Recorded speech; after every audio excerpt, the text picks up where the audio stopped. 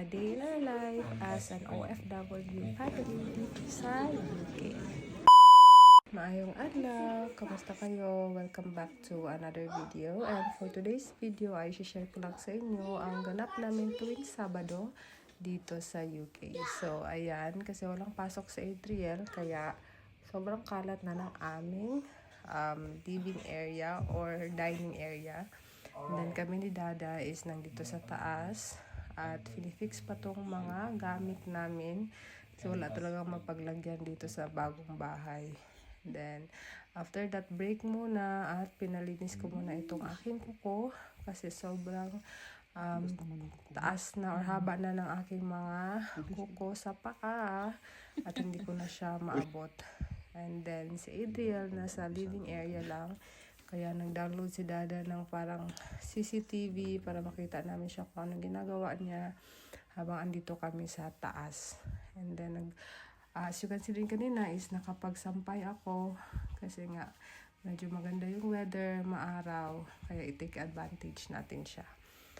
Then, patuloy na nililinis ni Dada ang aking kuko kasi tingnan nyo naman guys, ang haba-haba na ng aking kuko sa paa kasi hindi ko na siya abot simula nung lumalaki na din yung tiyan ko.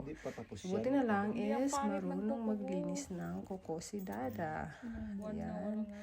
So, itong manicure set na to is galing pa tong Pilipinas na dala ko nung pagdating ko dito sa UK. So, ayan. Thank you Dada sa paglinis ng aking mga kuko sa paa. And then yung sa kanya is kinat ko na lang din. And then after that, kinahaponan is nagaya si Adriel na pupunta ng McDo. Kaya ayan, napapunta kami ng McDo. At kidini lang naman talaga yung gusto niya dyan. So naka 8 pounds din kami. So ayan, ang aming ganap din pag Sabado dito sa UK. Kasi walang pasok si Adriel kaya nalalabas din namin siya. And then sa bahay, mga gawaing bahay. At paglalaba at saka paglilinis din ng bahay kasi ako weekends is wala din akong pasok. So ito din yung aking order, hot chocolate. At ayan, may mga pa-color din, Minecraft din ang theme ngayon sa McDo. So may fries din kasi favorite din yun ni Adriel. Thank you so much for watching. God bless.